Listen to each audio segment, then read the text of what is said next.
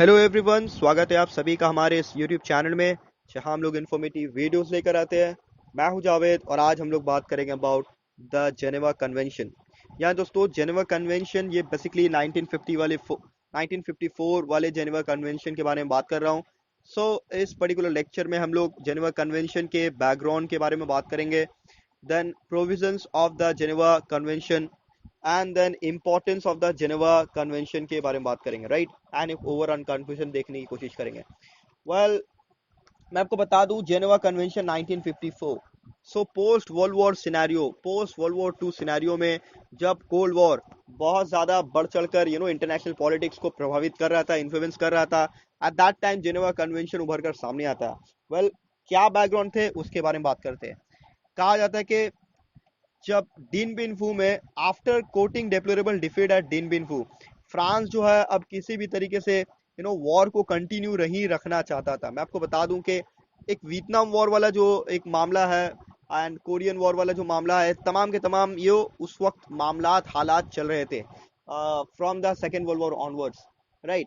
और कहीं ना कहीं चाहे वो north Vietnam south Vietnam Vietnam वाला मामला हो या फिर नॉर्थ कोरिया साउथ कोरिया वाला मामला हो, ये बहुत ज़्यादा सिचुएशन को ग्रेविस्ट बनाने में खास करके इन लोगों की जो मैनिपुलेशन थी, that means USA and USSR की, वो फर्दर इस मामले को और ज़्यादा प्रोवोक करता है। Well, France at that time continue नहीं करना चाहता था वॉर लेकर, डिन बिन फू वाला जो इंसिडेंट था।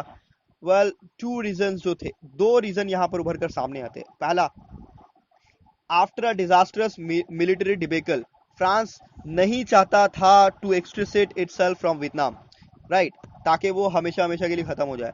ऑलरेडी वहां पर जो एक पॉलिटिकल सिनारियो था वो चेंज होता नजर आ रहा था, राइट।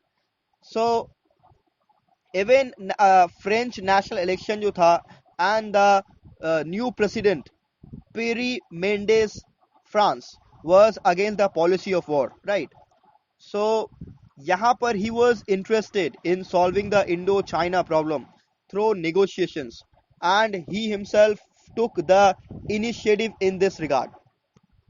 Well, आपने देखा ही होगा, डिन बुन फू इंसिडेंट के बारे में सुना ही होगा कि वियतनाम एंड फ्रांस के बीच में एक जंग होती है, एक लड़ाई होती है, लेकिन फ्रांस उस कंडीशन में नहीं रहता है कि दोबारा जंग को कंटिन्यू कर पाए, और इस तरीके से वो अब इंटरेस्टेड हो जाता है in solving Indo China problem, और दोबारा कभी प्रॉब्लम ना हो उसके लिए निगोशिएशंस करने पर वो मजबूर हो जाता है, राइट।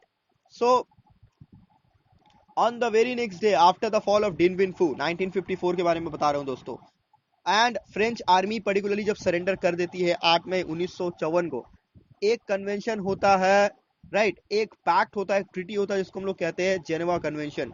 ये इसका मोटिव होता है to solve the Indo China issue, right. इस कॉन्फ्रेंस में USA, Britain, China, France, Vietnam, Laos and Cambodia वो अपने अपने फॉरेन मिनिस्टर्स को, अपने अपने रिप्रेजेंटेटिव को भेजते हैं अपने अपने प्रपोजल्स लेकर। वेल, 20 जुलाई यहाँ पर एक आर्मिस्टिस पैक्ट साइन होता है, राइट। इसे कहते हैं हम लोग जेनेवा कन्वेंशन। यहाँ पर अब पर्टिकुलरली हम लोग बात करेंगे दोस्तों प्रोविजंस के बारे में। Provisions of the Geneva treaty में the decision of the Geneva conference जो है, पहला जो उसका पॉइंट है वो ये है कि दोस्तों कि Vietnam would be divided into two by 17 latitude. जी हाँ दोस्तों, वियतनाम को तो इस समय बांट दिया गया 17 लैटिट्यूड के द्वारा। तो यहाँ पर on the north of this 17 latitude, Vietminh और democratic republic of Vietnam, right, and on the southern side French controlled Ngo Dinh Diem rule would be establish. तो वियतनाम वॉर अगर आपने पढ़ा होगा दोस्तों, तो इसी के बाद 1954 के बाद ये जेनेवा कन्वेंशन आखिरकार फेल हो जाता है, राइट। तो वहां पर एक active phase of war start हो जाता है जो अल्टीमेटली 1975 में खत्म होता जाकर। Well, that is another sort of story. यहाँ पर ये कहा, मतलब दो अलग अलग हिस्सों में बांट दिया गया, north and south Vietnam, right. तो साउथ वाला जो मामला था वो निगो दिन डीम गवर्नमेंट वहां पर स्टैब्लिश हुई, यहाँ पर यूएसए का इन्फ्लुएंस था, राइट। एंड लेटर ऑन वहां पर एक वीट कॉन्ग नामी लिबरेशन को फॉर्म किया जाता है, जहां पर कम्युनिस्ट होते हैं, यानी पूरा का पूरा वियतनाम आधा आधा कम्युनिस्ट और एंटी कम्युनिस्ट में बढ़ जाता है। वेल यहाँ पर number 2 point, no foreign army would be present in both north and south Vietnam. यहाँ पर कोई भी आर्मी, फॉरेन आर्मी प्रेजेंट नहीं रहेगी, ये बात कहा गया था जेनेवा कन्वेंशन के ट्रीटी में। So number 3 point, the division of Vietnam would be totally peaceful and an interim measure. जी हाँ दोस्तों, तो यहाँ पर पीसफुल तरीके से इस मामले को सॉल्व करने के बारे में भी बात की गई थी।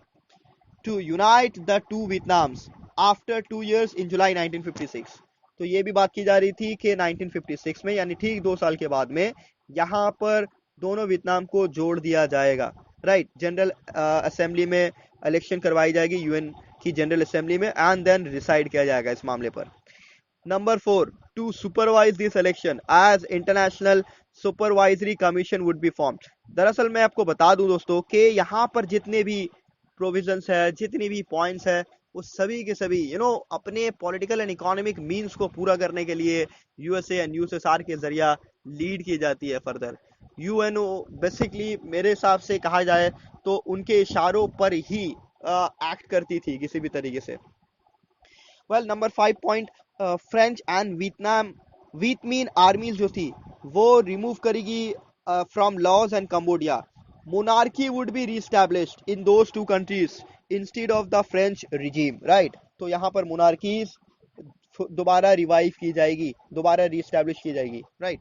सो ये थे उसके प्रोविजंस। नाउ लेटर ऑन हम लोग देखेंगे इसके इंपॉर्टेंस के बारे में दोस्तों। तो इंपॉर्टेंस में जेनेवा कॉन्फ्रेंस इंपॉर्टेंट है फ्रॉम मेनी एंगल्स।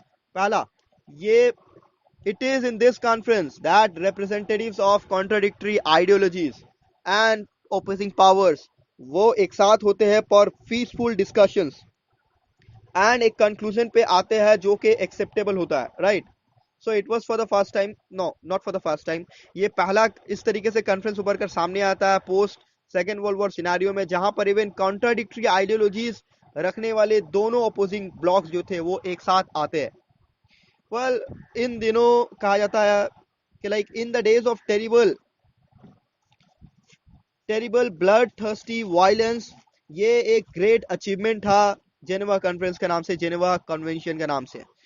नंबर 2, यहाँ लॉन्ग फ्रेंच इंपीरियलिज्म जो चल रही थी इंडो चाइना में, वो कहीं ना कहीं खत्म हो जाती है विद जेनेवा कन्वेंशन, राइट। और इवन लॉज एंड कंबोडिया वो दोबारा इंडिपेंडेंस भी हासिल कर लेते हैं। सो जाहिर सी बात है कि इंटरनेशनल पॉलिटिक्स में एक इम्पॉर्टेंट रोल प्ले करता है ये इंसिडेंट। सो जेनेवा कन्वेंशन से रिलेटेड जो मैंने बातें बताई, अगर आपको पसंद आई है